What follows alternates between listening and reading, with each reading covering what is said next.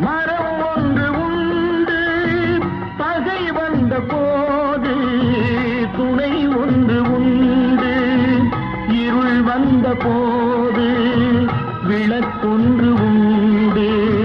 எதிர்காலம் ஒன்று எல்லோருக்கும் உண்டு. உண்மை என்பது என்றும் உள்ளது தெய்வத்தின் மொழியாகும்.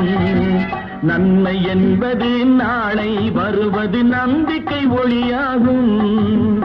புத்தன் இயேசு காந்தி பிறந்தது பூமியில் எதற்காக? தோழா, ஏழை நமக்காக.